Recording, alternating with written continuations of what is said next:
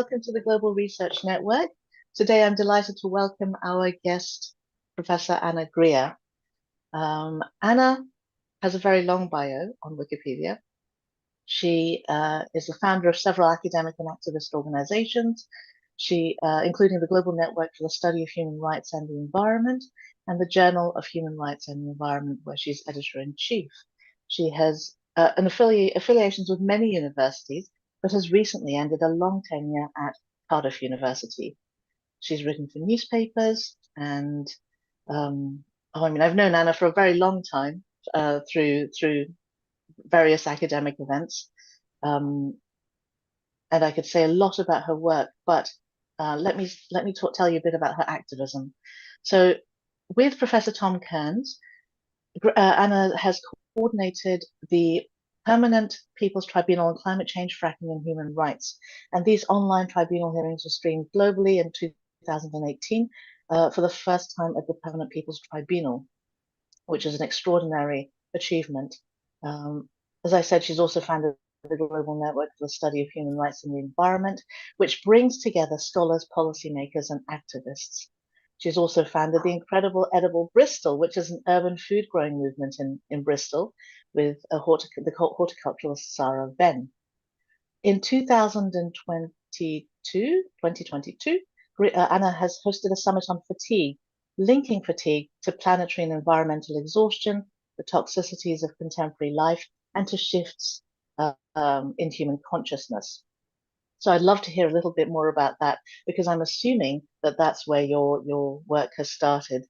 Before that, though, I'd like to begin perhaps with asking you a little bit about this trajectory, this extraordinary body of work that you've accomplished over decades in academia, in activism, and perhaps some of the motivations behind that. Gosh, do you know what? When you put it like that, I think, did I really do all that? Because it didn't feel like that at the time. I guess we have a generative dance with life, right?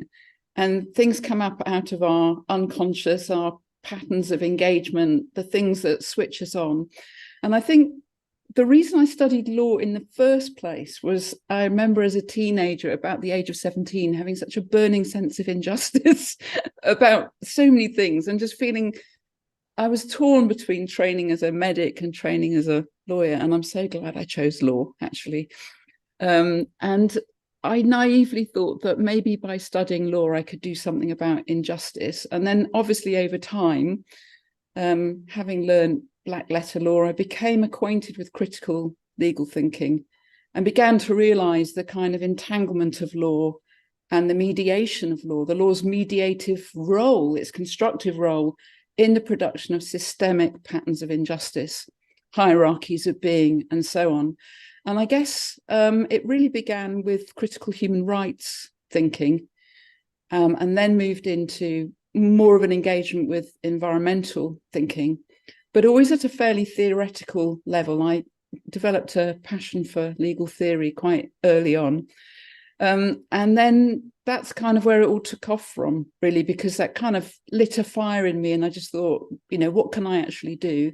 And then, as I say, it's a generative dance with life, isn't it? Things happen. One was a conversation in a corridor with an environmental lawyer that gave rise to the idea of setting up the journal. And then from the journal, I thought I'll set up the global network. That is now well out of my hands and has gone stratospheric without my engagement, which is beautiful. I'm really delighted to see that. And yeah, it's just kind of all followed on, one thing after another. And the turn towards fatigue was more to do with my own personal trajectory. I've got a 33-year history of myalgic encephalomyelitis and chronic fatigue syndrome, which sounds weird because that was sort of all in the background, all of this was going on. So there was a lot of in and out of bed. But there was a 10-year period when I didn't really feel that I was that ill. And that, I would say, that was the 10-year period in which I got most productive and energetic. But at the heart of it all, Yoriko, is just a passion for healing, whether that's thinking with healing theoretically, whether it's engaging with things that produce healing by looking at injustice and addressing patterns of chronicity wherever they appear, in whatever form they appear. That's the kind of unifying thread in it. And I don't know if that answers your question or whether I've just rambled off. No, that's really interesting. I mean, just to take you to the beginning, you said that when you first went to university, you were torn between studying law or medicine, and that's really enlightening for me because I think one of the really strong threads running throughout your work is the body, the Yeah, human body, and the corporate body, and the planetary body. yeah. And perhaps you could say a little bit about your earlier work on the corporate body, maybe how that might connect with your thinking around the planetary body. Yes, I don't know if I've ever really traced that out fully conceptually, but the corporate body stuff really grew out of a fascination with legal theory and legal personality, but really a concern with seeing how corporate entities were, in my word, colonizing human rights.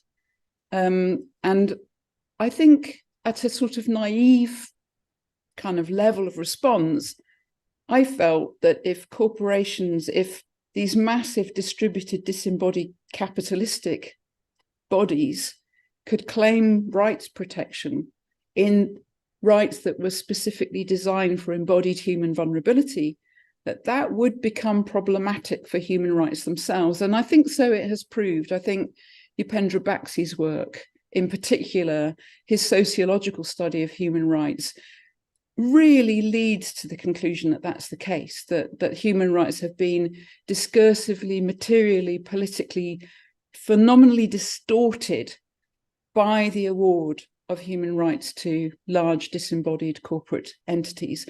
So that's the concern. And really there, what I suppose I'm thinking with there is the contrast between different conceptions of bodies and the conveniently not entire immateriality of corporate forms.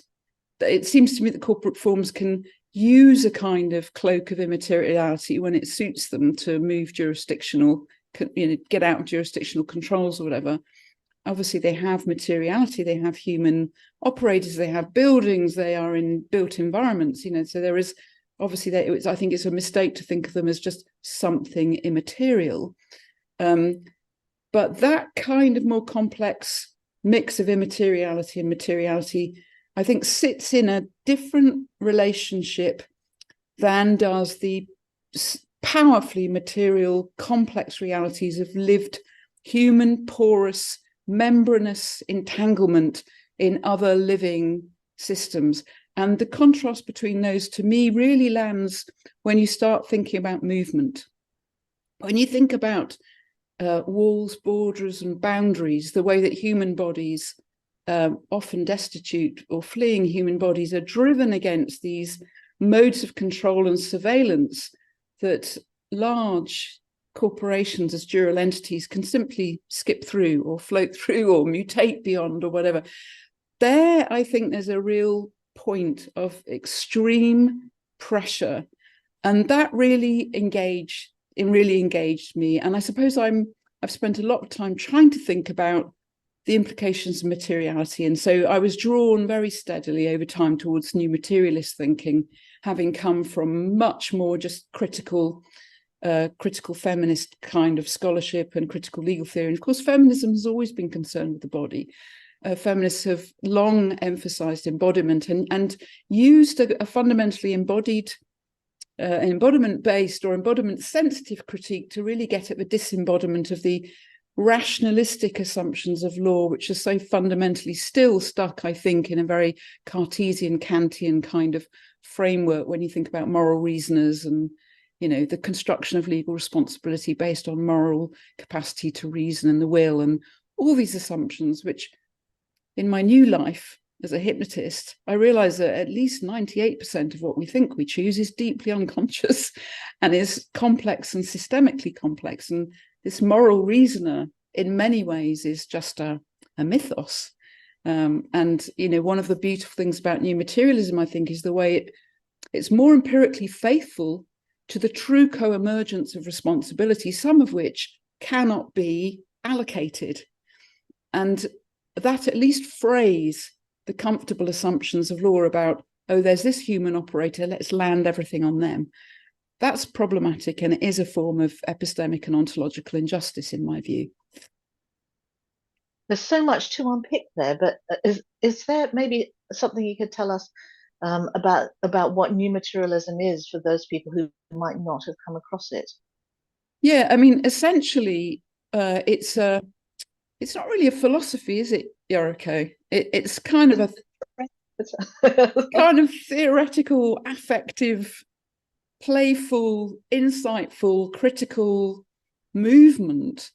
And I think what unifies it at the core is a fundamental insight that matter is not dead, inert material, and that it's a form of materialization with meaning-making capacities of its own. It has significance of its own. Donna Haraway calls it matter's independent sense of humor. I think Jane Bennett says that matter has an intransigence of its own, or things have an intransigence of their own. She speaks about thing power to get at this notion of a distributed idea of agency. So for my money, it's much more empirically faithful to what's here, because the new biology and physics and, you know, some of these frontier cutting edge sciences are showing us that actually reality is much more emergent, intelligent, complex than the old views of matter took it to be. And I think it adds an incredible sense of a reawakening to the fact that humans are just one species among many, you know, specifically endowed but not special, as Donna Haraway says. It doesn't eradicate difference. It doesn't eradicate human agency, but it does locate it in a much more intelligent, lively universe of other entities, beings, systems. And it thinks in terms of assemblages, which means that we can think in terms of, you know, what are the influences on my body? They're both multitudinous, microscopic, influences that arise in my own biophysiology that go back millennia into the very origins of life on the planet. They are also equally meta patterns that come from neoliberal action on the marketplace, the toxic environment in which we live, planetary flows. So, you know, where do you begin to analyze the influences on a body when you have to think in terms of assemblages, I think, because they enable the capacity to bring the meta and the micro and the meso together in interesting ways that are much more illuminating, perhaps, than the old ways of thinking. You just say it so beautifully. You explain it so clearly. I mean, I think that what new materialism is really helpful for is that it dispels the idea that this trope of the body is all that there is, because, as you explained earlier, the trope of the body, which is normally taken to be the sort of rational, you know, male heterosexual body as a sort of standard template, is then used by powerful agents to, discursively used to shape how we think about the state, how we think about the planet, how we think about our own bodies, and so and about corporations, maybe in a most damaging way. And so it dispels that notion by grounding us back in the material of the body, to say, well, no, what matters is matter itself. Yeah. And it brings us into sort of more relational thinking. I'm just going to let someone into the Zoom. People are trying to get into the Zoom room. We are live streaming on YouTube, but I'll let people in just in case they haven't got the YouTube link. So yes, new materialism is incredibly helpful, and that it sounds as though it's been formative for your thinking about relationships between human bodies, relationships within the body, within individual entities, and then maybe you could say something now about your work on fatigue and yeah. Sure. I mean, this is where it all comes together, and this is where I've started thinking about, and I haven't really started doing it yet, thinking with fatigue. It's a kind of project I'd like to invite people into in an ongoing conversation. It's obviously born of my own personal 33-year journey with chronic fatigue in various forms or others. And where it really landed was when I had a bad relapse 7 years ago while working at Cardiff. And I was already deep into new materialist thinking by then. But I started to open up to health optimization science. And the way that health optimization science really connected for me with the new materialist thing is it really has to engage with as empirically faithful as possible account of what it is that the body needs and what it is the body does. And that leads directly towards the complexity of the body as an emergent system of properties, neurotransmitters, chemicals, hormones, microbiota, and the rest of it. And of course, it draws attention to the porosity of the skin, the membranous nature of the skin as an incomplete barrier to its environment. And I'm putting the air quotes because, of course, these are ways we designate relationships that are contingent anyway. It's a way of making sense of a kind of flux of what's there. And that's where it came together for me. And increasingly, my thinking has started to look at the generation of chronic patterns of chronicity across, in particular, parts of the world where industrialized consumer capitalism is dominant, where consumer capitalist diets are dominant, the industrial food production paradigm, the pharmaceutical industry's dominance, and all of this. And what I see is at root a profound mismatch between the material intelligence of the body as it evolved over not just Homo sapiens, but earlier evolutions of what now makes up our body. We have trillions and trillions and trillions of mitochondria, tiny little organelles in our cells. Some of our cells have dense populations of these tiny organelles. But at some point, a cell consumed a little organelle and, symbiotically became something larger. And over time, through symbiogenesis, we've seen more and more complex forms of what we could think of as a body in a loose sense emerging over time. And so for me, the relationship now between the clear signals that human and animal bodies and plant bodies are sending in terms of the impacts of what we could broadly think of as Anthropocene pressures, although we could critique the term anthropos at the heart of that, and we should. But nevertheless, we know that we're living in a critical juncture in the history of the industrial kind of planetary metabolism, where natural systems are starting to break down under pressure. And we're seeing soaring rates of cancer, soaring rates of metabolic disease, soaring rates of autoimmunity, soaring rates of fatigue. And I'm really provoked by this, because in terms of thinking in terms of the production of injustice and justice making and flourishing and healing, obviously this is, to say the least, suboptimal.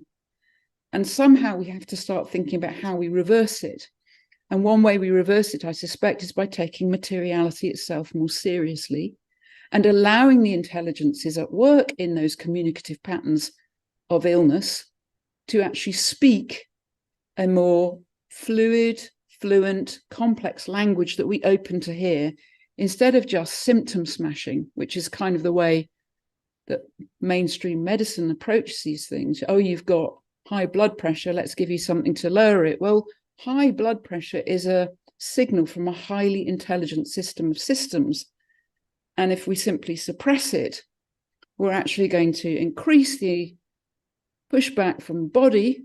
And often we see new symptoms emerging, which then, the doctors might say, okay, let's suppress that symptom as well. That is a radically impoverished Cartesian approach to the body, which I think is inherently productive and complicit in these wider patterns that I'm talking about, where planetary fatigue, to me, links very strongly with the fatigue that individuals feel, which in turn links very strongly with the fatigue that their cellular structures feel, that the mitochondria are sending signals about. Because I don't know if you know this, but mitochondria have two modes of operation. They do more than being, in biology we're taught, oh, they're the battery of the cell, they're like the energy producer. Yes, they are, but they're more than that. They're like little sentinels, and they're perpetually monitoring their environment, which means neurochemicals, transmitters, etc. Which, if I'm running from a tiger, my body's going to produce a whole bunch of responses that tell my cellular community and my brain-body matrix what I need to do in order to survive, right? These mitochondria are constantly sensing for danger. Is it safe? Is it dangerous? Whatever. When they sense danger, and that can be a toxin of any kind, it could be an emotional interaction, it can be negative thinking, it can be dynamics, social dynamics, it can be literal heavy metal toxins or something you're breathing in, or anti-nutrients in food, which isn't, a lot of it isn't actually food. They go then into cell danger response. That means they stop producing energy. And this is a really intelligent evolutionary mechanism, because viruses can come into the body, and if the mitochondria don't close down energy production, the virus can hijack the energy and use it. So the system intelligently goes, hang on a minute, something's not right, shut down, guys. And that's why when you've got fatigue, and I don't know if you've ever had chronic fatigue, but lots of chronic fatigue sufferers will tell you that they suddenly hit a wall. They feel okay one moment, and the next moment it's like all the energy just drops straight out their body, and they hit a wall and they're just totally exhausted. And what's happened is the mitochondria have just gone and turned off the energy supply. So I'm not quite sure where I started going with that. I've kind of lost my way now, Yoriko. It's so beautiful. I mean, you speak so fluently between the kind of rhetorical and the imaginary and the medical and the scientific. It's captivating, and so such a helpful way of thinking about it. So the way you're describing it really just feels to me as though the body is being in a siege mode, and being in this siege mode is helpful in one sense, but obviously very unhelpful in another. I wonder whether you have a take on that, and Yeah, how I was do. we I don't think it's should. ever unhelpful. I don't think it's ever Oh, unhelpful. okay. I think we think it's unhelpful. I think this is the interesting thing, because I think obviously with a developed prefrontal cortex and the logical thinking skills and a sense of a will to achieve things, and this is partly why so many people get really fatigued, because we've internalized so much pressure to be doing, achieving, particularly in academia. Like I'm seeing enormous burnout rates in academia, huge levels of stress. It's an endemic problem, but of course it's a system-wide problem in our societies. People are working themselves literally to death. But so I don't think it's ever unhelpful. It's frustrating, and it might be unhelpful to some chosen goal that we have. So it's unhelpful if I need to get up and do something and I'm, totally knackered. It's unhelpful to the fact that I need to get up and do something. But it's never unhelpful in the sense that, Yoriko, over time, I've come to trust the absolute wisdom of the body. So that now when people talk to me about illness, I don't see that as a dysfunction at all. I see that as a helpful, adaptive, communicative response from a system that is intelligently seeking homeostasis.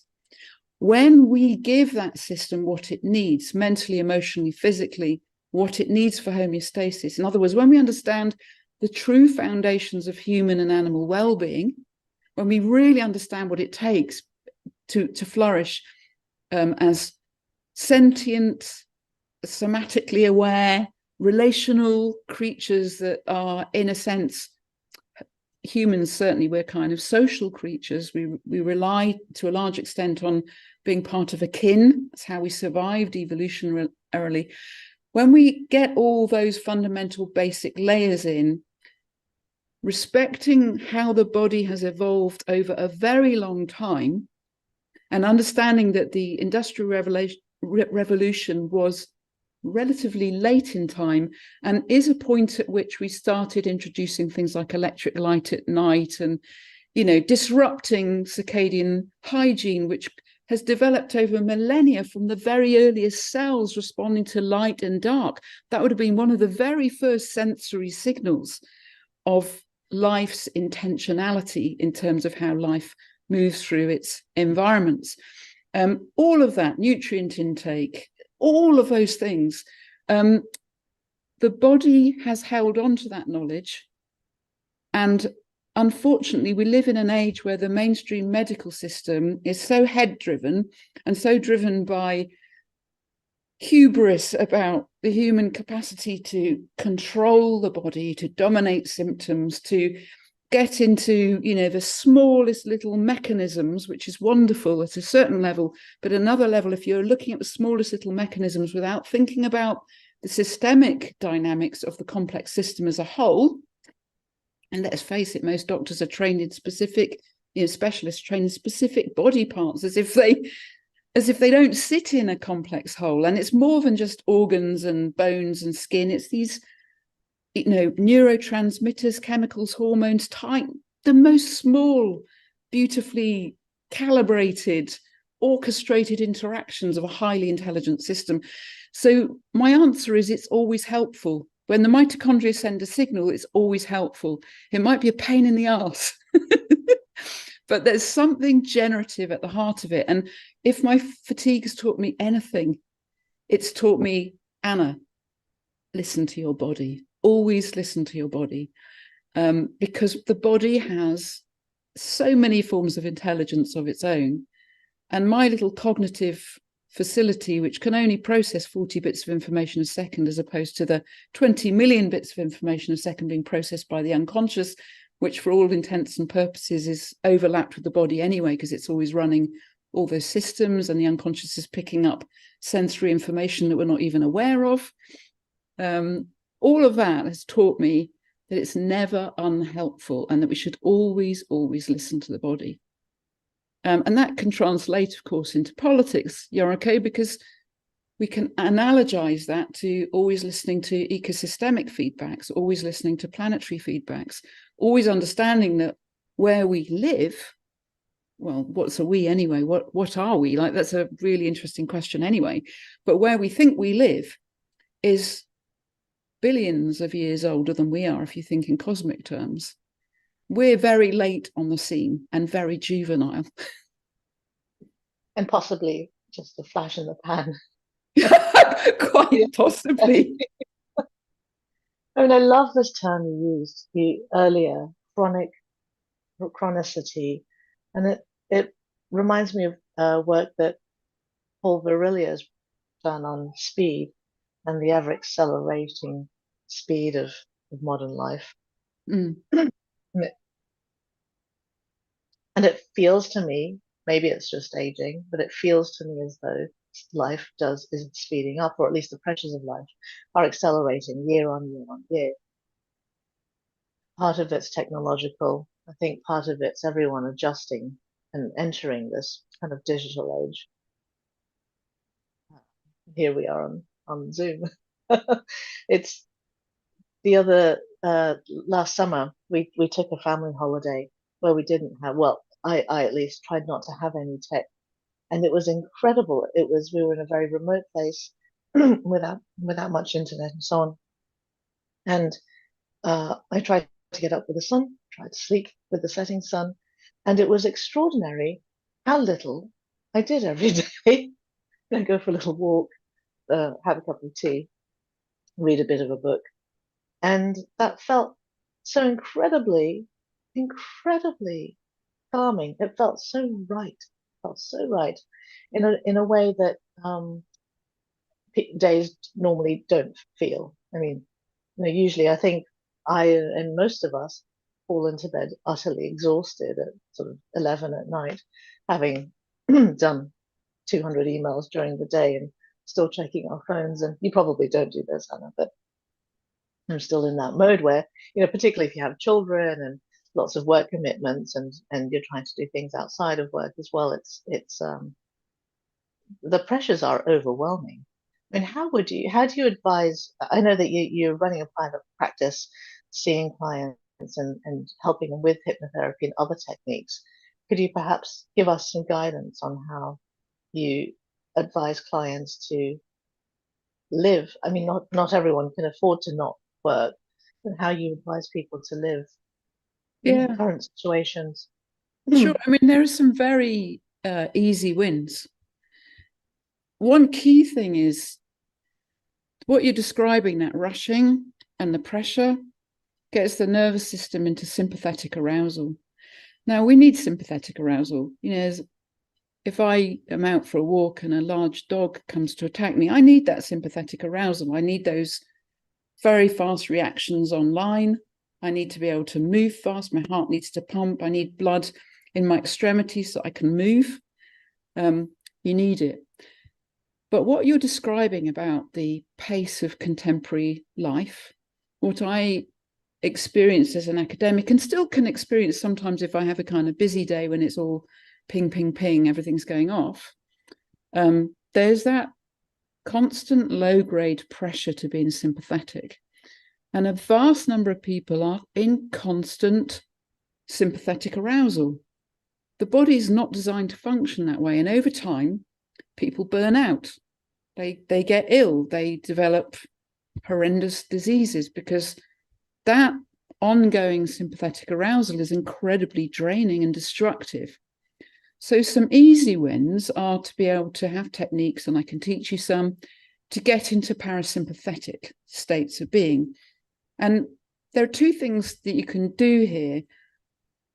One, when you've got anxiety running, which a lot of people have high levels of anxiety driven by the constant need to perform, the constant fear of falling short. I don't know about you, but I always experienced in academia that people used to talk up how busy they were.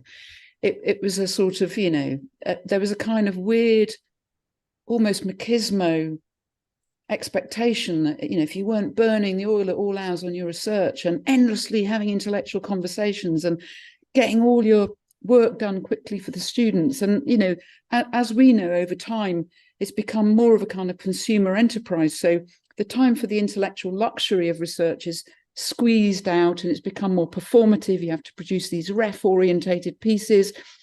It's a monumental of research nonsense being published because people do not have the quality of embedded time to slow down and really cultivate their thinking and their ideas. They're constantly being pushed by a system that demands more, stretches them in several different directions at once. So maybe you're doing a heavy academic administrative load on top of trying to teach, on top of trying to publish.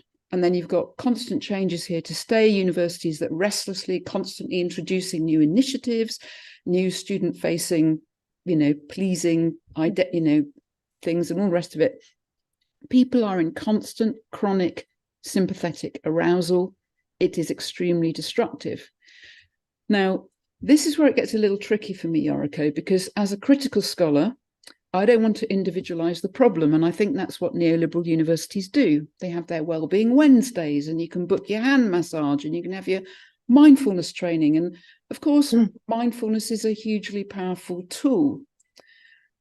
But it's problematic in a situation where teaching people how to handle that constant sympathetic arousal pressure, which we call stress, teaching people how to handle that as if they're the problem, as if they simply can't manage, is another form of systemic injustice, when actually the real issue is unmanageable workloads, structural pressures that are impossible for anyone to manage, and where you get a high rate of attrition and burnout because of those conditions. And you could be, excuse my French, the sodding Dalai Lama. And you might find yourself in a situation that were you fulfilling your contractual duties at the rate expected, you would also be in sympathetic arousal. I'm sure the Dalai is a really fantastic expert at expanding simply to be the space around those things, and is probably physiologically very healthy. So that said, and that's my big caveat, because I don't want anyone to think that I'm involved in this neoliberal discourse about individual resilience. That said, we do have to be resilient as systems for ourselves. Sod the neoliberal imperatives. We ourselves want to flourish. And that's where these parasympathetic tools come in. There are two ways of using them. One is in the moment when the anxiety loop is running, or the panic attack happens, or the instant pressure comes. We all know it. We kind of, we feel that thing coming on. We can pattern interrupt that in the brain-body system and switch into a calm state. And I can teach methods that do that very effectively and very rapidly. The other way of using them is to then use those sort of techniques every hour for 30 days to reset the baseline of the body's response. Because over time, of course, we become conditioned to that sympathetic arousal. That becomes our normal. It becomes our baseline go-to. We need to reset our systems to come back much closer to what you described, Yoriko, which is a natural rhythm and pace of life, where you were getting up with the sun, going to sleep with the encroaching darkness, which is how we evolved. You were slowing right down. You weren't constantly bombarded by tech. Your brain wasn't constantly being moved through lots of different things all the time. And where did you go? Parasympathetic calm. It felt right because your whole system went, oh my God, yes. And you just realigned, right? It took a while, though, I must say. It took several days. It will do. Of feeling very, very odd for not being in a state of high state of anxiety, for not feeling that overwhelming guilt for not having dealt with the 200 emails and 2,000 also not been filed. And this feeling of the sense of not ever being enough, not ever having needing to be somewhere or do something that I'm not, having forgotten something that I was supposed to have done for somebody. This sort of cloud of guilt and stress. It really did feel very, very odd to it will do. Because it's like when you sleep on a limb and then you wake up and you know that the blood flow isn't in the hand, say, or the arm, and you think, oh God, I'm going to have to stretch it. And you're going to get that pins and needle phase. You just know that you're going to go through that phase of discomfort before the body. And it's a bit like that. And I think of those pressures, Yoriko, which, I internalized completely as internalized capitalism. Which system says nothing is ever enough? Which system is constantly about movement, productivity, speed? It's capitalism. So I think that we're thoroughly conditioned by internalized capitalistic drives. And it's outrageous, isn't it, that we get to the point where we feel guilty for not running ourselves into the ground. Well, I see rest as a form of activist resistance. It's a form of quiet rebellion. It's a form of saying, fuck what the system wants. I am going to trust the intelligence of this and rest myself in ways that I need to rest in order to flourish. And the interesting thing, of course, is we actually get more productive by doing less. So, less really is more in certain ways. I know that's difficult when we feel that we've got non-negotiables, but they shouldn't be non-negotiable. And that's where I think we need to push back against the system and we need to rebel quietly. I remember talking to a professor years ago who was at one of the new universities, and she had decided she would not work any evenings or any weekends. She just got to that point. She's like, I'm not going to do it anymore. Her work didn't suffer one iota, not one iota. And she got a kind of inner liberation. Now, my other suspicion here is that as we experience in an embodied way, right, as our body, our whole unconscious and conscious experience becomes an embodied experience of radical rest as resistance, we also then get habituated to other modes of resistance.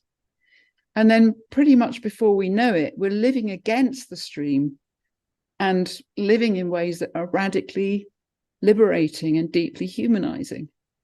There's something really amazing that can happen with those changes as we unconsciously imbibe their meaning, and it happens well below our conscious processing.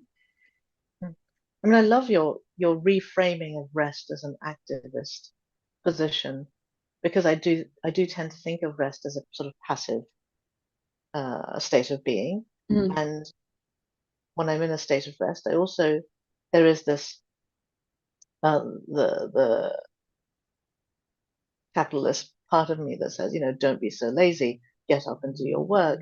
You can't lie in because you've got all these emails. You can't, you're not doing enough, etc., etc. And so thinking about rest as an active state of being is incredibly helpful. Saying that I am doing something. I'm working with my body. Absolutely. Yeah. Absolutely. And I have what I call aggressive resting. So I will proactively rest. And this is something I advise my chronic fatigue clients.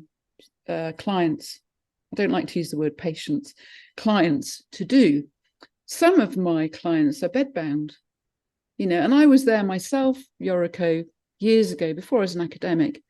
I spent 2 years circling a bed with absolutely chronic exhaustion, horrendous symptoms. I mean, even getting up to go to the loo, sometimes I would have to crawl to the loo because I had no energy to stand. I'd get back on my bed and I'd cry with pain. I couldn't cope with light. I couldn't cope with noise. I was more or less trapped in my psyche. I couldn't even sleep properly. And I was never fully functional. So for about 2 years, it felt like I was in this sort of half-life, this bizarre space. Now, for me, that was also tangled up with profound spiritual awakening. But physiologically, my system was completely broken down by stress. Okay, in that case, relational stress, and a lifestyle that, I didn't know it was completely out of tune with my biological needs. And I was listening to a podcast actually with Andrew Huberman. Do you know Professor Andrew Huberman? He's a leading neuroscientist. He's a really interesting guy. And he was talking about how emotions are made with Lisa Feldman Barrett, who's an expert in the social construction of emotion, the meaning of emotion, the interpretive emotion. And she argues that there's this thing called affect, which exists before emotions. And affect is, in the sense they're using it, is a physiological, psychological predisposition towards certain emotional states. And that relies on the presence of certain balances between, serotonin, dopamine, and other kind of hormones, neurotransmitters, which in turn, according to Huberman, relies on having about 6 basic foundations in place at the biological level. So I probably won't remember them, but sleep, light and dark management as a separate thing, because there's research that shows that getting actual darkness at night, independently of how much light you get in the day, has really beneficial health impacts. Movement, exercise, diet, social connection, and stress reduction. And if you get that right, that creates a milieu in which your affect leans towards the production of healthy emotions, healthy emotional states, self-management, and good mental health. And it kind of makes sense, because at a very naive level, if you get a really shit night's sleep, you're cranky the next day. You don't have the resources to be emotionally skillful if there's a little tricky moment with your partner or a work colleague.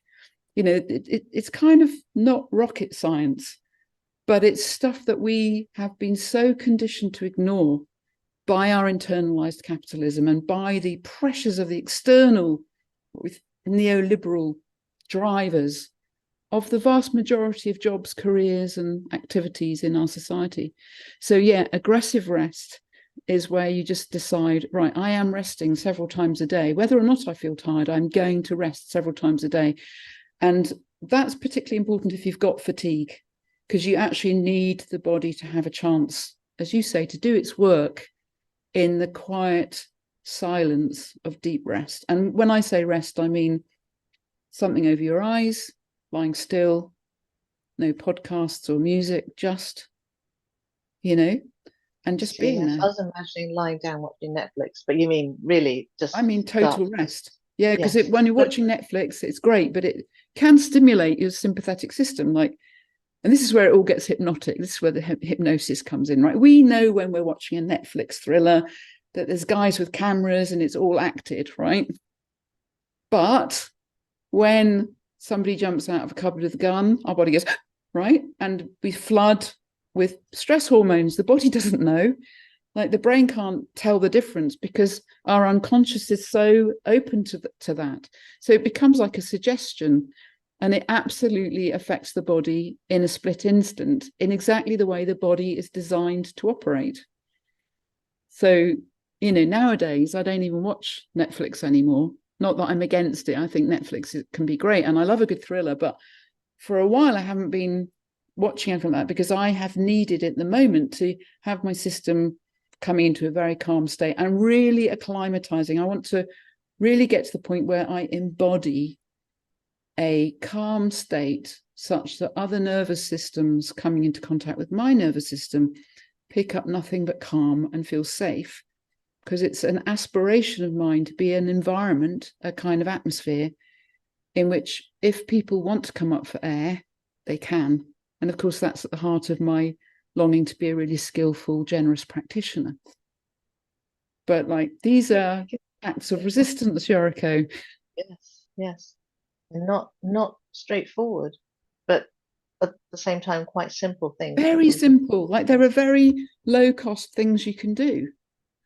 One thing I always say, the first thing you can do, apart from training yourself to get into parasympathetic, is to dial in your sleep. This is critical. Without sleep, because the circadian clock is a multitude of clocks that operates over a 24-hour period, so that as you are going to sleep, all sorts of processes are running in the body. The glymphatic system is moving crap out of the brain, and they've shown that good sleep and with successful glymphatic movement reduces the risk of Alzheimer's. Alzheimer's and dementia rates are soaring, but it's not a surprise to me. It's obvious to me why that's the case. When you look at our diet, when you look at our light exposure, when you look at the stress we live with. So, you can get some really good blue and green light spectrum blocking glasses and wear them 2 hours before bed. I wouldn't just buy anything that's out there, because some not very good ones, but anything by a company called Safety Blue, their sleep saviors, or True Dark. Put them on. It's like being on the planet Mars. You can watch TV with them on. You can even read with them on. If you put your reading glasses, I've got fit over red glasses, so I can read with my reading glasses on. That will allow the brain to build up enough melatonin to ensure sleep efficiency. So lots of us might sleep for 8 hours and think we slept really well, but actually, if you wear a biometric device like this one, Whoop tells me how much REM, how much deep, how much light sleep, how many actual wake events that I'm not conscious of I've had every hour. I'm after sleep efficiency because I need to know that my cellular autophagy, when the cells die off, when they get rid of all the dysfunctional cells, is really efficient. And mitophagy, the same thing in the mitochondria. And I need to know that my glymphatic system's cleaning my brain as I sleep. And all that, there's so many numerous functions rely on just this simple thing of sleep. And sleep's so simple to do once you get into a rhythm that respects the needs of the body. So up early, bright light, cold shower, movement. Always start the day really crisply with a real, hey, it's daytime. That will help anchor your rhythm. I tend to, even if I need longer sleep, I'll wake up, put on the lights, move around, and then if I need more sleep, I'll go back to bed for a nap.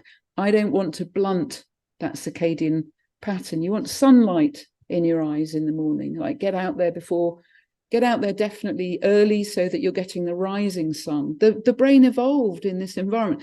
Then watch the sunset in the evening if you can. It sends another signal to the brain that the brain starts preparing for sleep. Don't drink coffee after 3 o'clock. Let the adenosine and pressure in the brain, the sleep pressure, build up. Let the brain have a chance to produce adequate melatonin and all the other things it needs to do.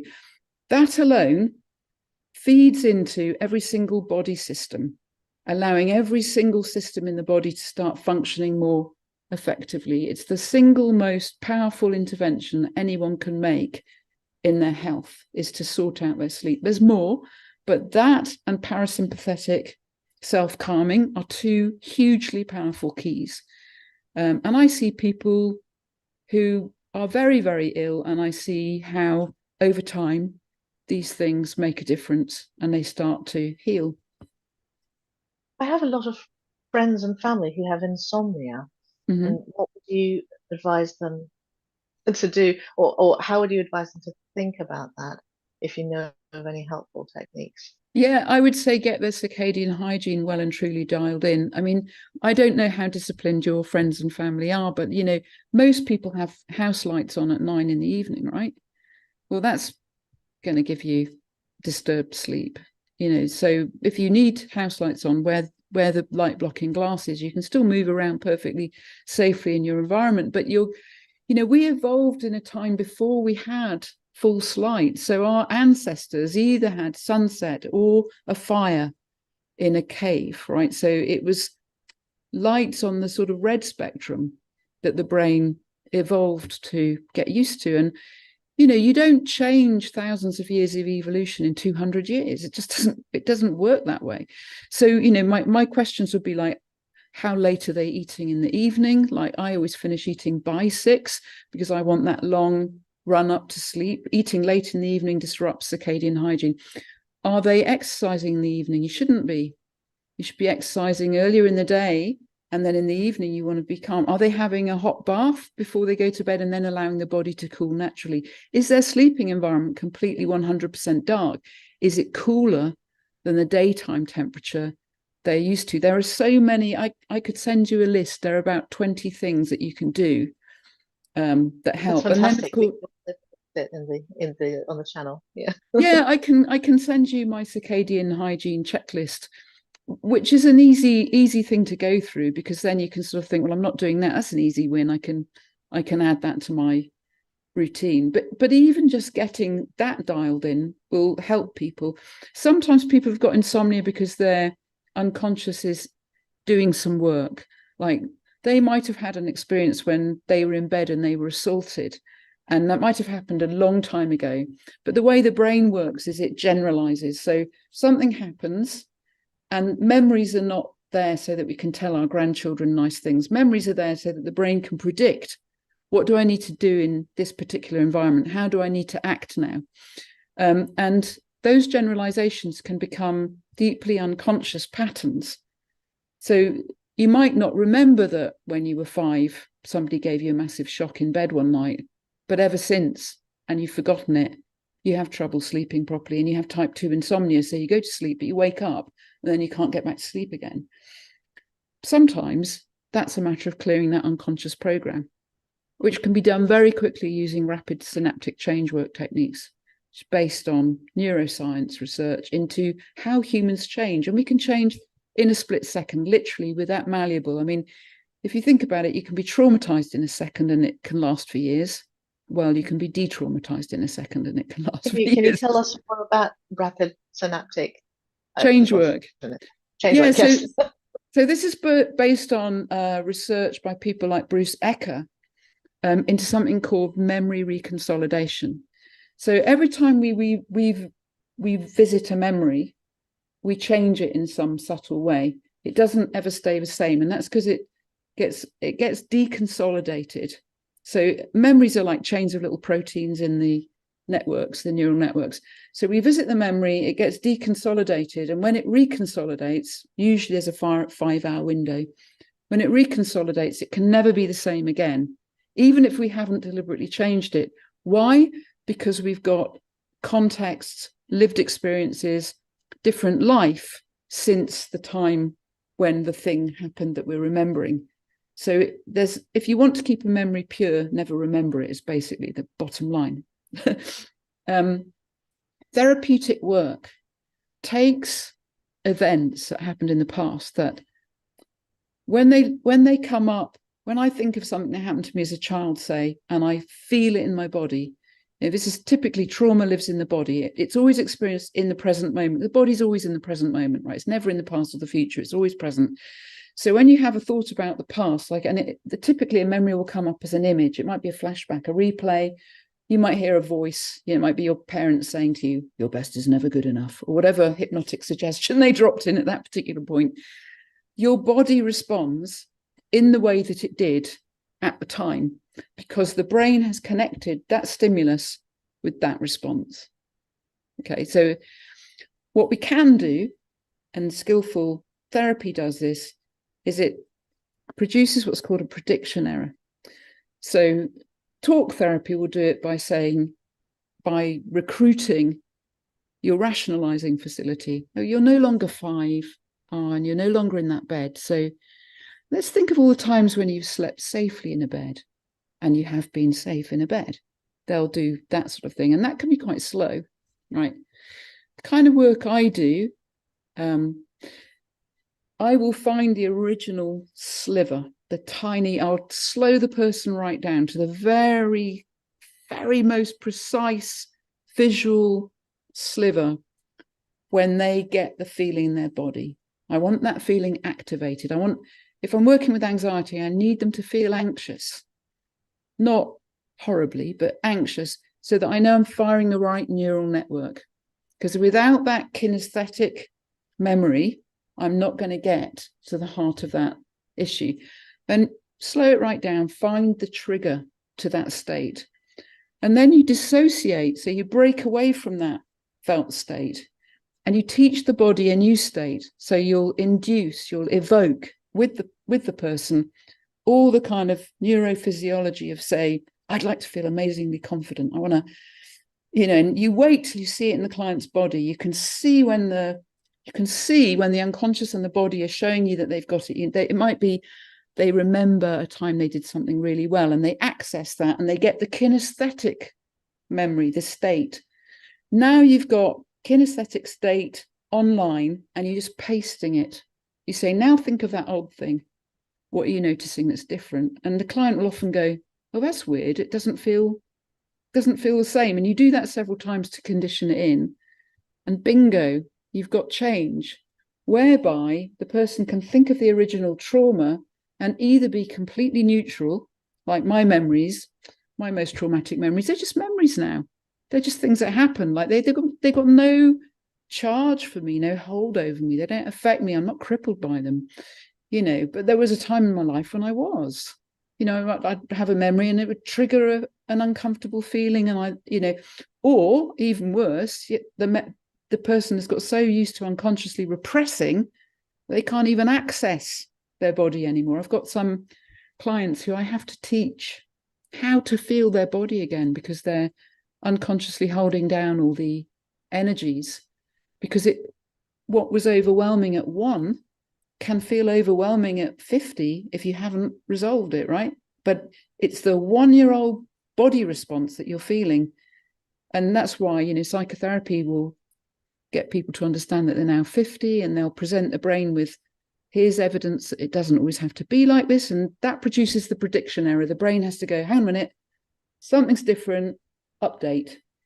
And that, again, is evolutionary. We had to learn to do that. If I go down a particular pathway where there's always these particular berries I want, that's a memory that's useful for me. If one day I go down the pathway and a pack of wolves has taken up its home there, I've got a prediction error. It doesn't match my expectation, but I better update. I need the update.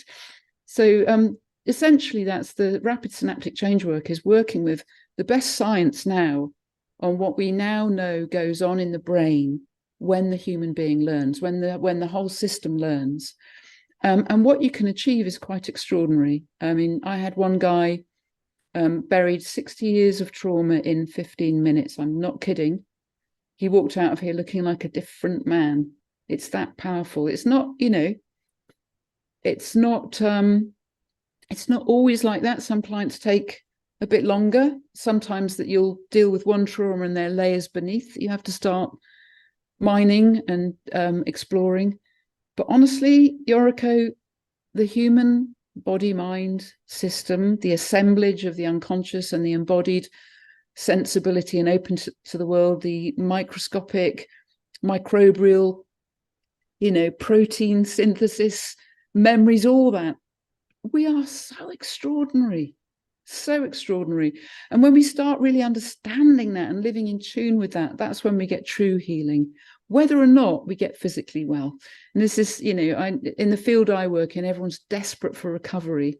And I always talk to them about healing, because sometimes the system is so damaged that it's going to take years and years and years of layered interventions before you get the little tipping points.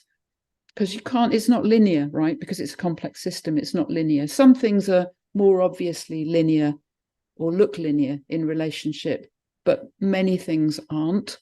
And so for me, my recovery was about literally trusting the health optimization science, doing things like having infrared saunas every day to detoxify from heavy metals. And, I had some horrendous tests. I had a really high level of glyphosate, because when I was a child in Singapore, I used to run round in the actual smoke that they brought round as the mosquito repellent, the killer for all the insects on the military base where I lived.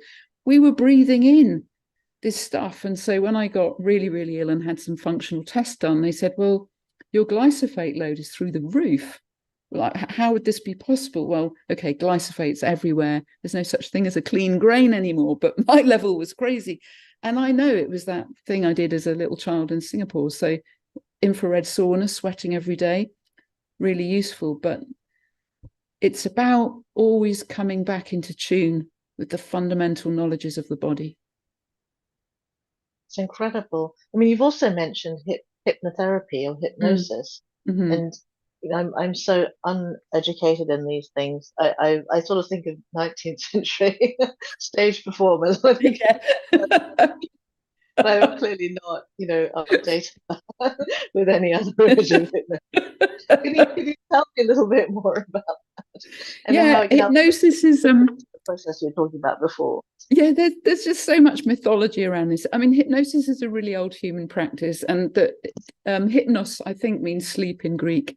And they used to have these old sleep temples in ancient Greece where, you could be put into a trance. The reality is we come in and out of trance all day. We're in and out of trance all the time. And what hypnosis does is it just takes the kind of critical factor. So watching a movie, if I'm sitting there going, oh, I know there's guys behind cameras. Oh, I know she's acting. I'm not going to enjoy the movie, right? Because I'm just constantly critically deconstructing it, because that part is not letting the suggestions through, right? But normally I go into a trance when I watch TV, because obviously the critical factor moves out, critical faculty moves aside. And then I'm like, whoa, and I'm wide open to anything that's suggested. My body is, and my emotions are moving with it and all the rest of it. Hypnosis is basically that. It's like the use of skills to help someone direct their attention and construct their experience differently. Now, we are always being hypnotized. We're actually, all hypnosis is self-hypnosis in a way as well. So if I'm taking someone into a trance, it's their trance. I'm just helping them achieve it. I'm not controlling their mind. That's one of the old tropes of hypnosis, is that, you lose control. And of course, that's what the stage shows look like. But those people have been carefully selected by tests that find out how hypnotizable they are, which is really just a way of saying how deeply they can lose track of the fact that they're engaged in this imaginative experience that they're actually creating in conjunction with the hypnotist, right? And the unconscious can't tell the difference between what's real and imagined anyway, which is why when we watch those movies, we get the identical physiological responses as if it was really happening in front of us. It's also fascinating to know that if you use your imagination, you can change your physiology. So there are experiments where athletes will imagine repeatedly moving a particular muscle without moving it, and they see the muscle respond by growing. So this is why one of the reasons hypnosis is so powerful. It has incredible access to ultimately what we are, which is a massive unconscious kind of assemblage of moving parts. Like what we're conscious of is absolutely tiny. And I want to kind of think about this in terms of like the enormity of the world, right? There are all sorts of bandwidths that humans can't even tune into, light waves we don't see, sounds we don't hear. So there's a whole world out there beyond what our senses take in. Then we filter the world through our senses, right? And then we have ways of filtering what's coming through our senses through certain learned behaviors from like socially constructed meanings of those things, experiences we had as a child, experiences we had before we were even cognitively able to process, experiences we had when we were tiny infant nervous systems whose only job was to keep the carer close. But every time we screamed, our mother got tense, so we learned not to scream. And that generalized into a lifetime of not expressing our emotions. But we're not conscious of the fact that we do that, or that we know we do that, but we don't know why, and we're not conscious. So there, all those filters, that's how we construct our lived experience. We end up living in reality tunnels that are, in a sense, imaginary. They're constructs that we've accumulated over time. So when we look and we think we see reality, we don't ever see reality. We see our representation of what we think is real, what we've unconsciously become to believe is real, right? So hypnosis, in a way, my work, when I work with clients, is really about dehypnotizing them from problem reality tunnels. And all problems stem from a kind of stuckness, a kind of rigidity, a kind of belief that's limiting, a kind of unconscious pattern that we now feel in some ways no longer serving us, but we don't know quite how to get beyond it. So with hypnotic trance, which, as I say, is a really normal state, when I drive my car, I arrive places, I don't even know how I got there. I don't know about you, but I get there and I go, hang on a minute, which way did I come? Well, I have been consciously thinking about maybe a conversation I had with a friend yesterday, but unconsciously, the 98% of me that's running the show without the involvement of little talky here has got me there perfectly safely. So with hypnosis, we're working with that enormous, huge intelligence, which is where all change happens anyway. I mean, we can consciously change something through repeatedly doing something and lots of effort, for sure, but that's the hard way, and it doesn't always succeed. When you get to the unconscious, which, as I say, is somewhere we all live naturally, when you start getting the unconscious involved with its benign wisdom, I'm not a Freudian, as you can tell, with its benign wisdom, you find that solutions just appear, people just expand, they just get liberation in extraordinary ways. And to me, that's what hypnosis is about. It's about leveraging something that we all do every time we have a conversation, but doing it in ways that are skillful and often unite it with natural trance states. I mean, every time I hear you speak, Anna, you introduce these ideas that for me are life-changing and paradigm shifting. You've thrown so many out today, or gifted them. And and and so the fact that you're a dehypnotist, I mean, is an incredibly wonderful idea, but also shows me what you've done here today for us, which is sort of to peel back the layers and show us exactly how the way that we have been thinking about things, about fatigue, about the body, about time scales, and about um, the, the everyday relationship that we have to to ourselves and to others, how damaging that has been. And so I will certainly be booking a session with you. And I encourage everyone who's watching this to also have a look at Anna's web. You have a website? I And do have a website. It's www.hypnocatalyst.com. okay, Hypnocatalyst being all one word. okay, thank you. But I will send That's you the absolutely circadian checklist because that's an easy win. And I didn't yes, get to please. show you any parasympathetic techniques, but I've got a little film on YouTube that I can link to where I teach about 5 different techniques for That shifting. would be wonderful. We did promise that, I think, in the Yeah, advertisement for the I event. can supply the little video if we haven't got Thank time you now. so much. That's fantastic.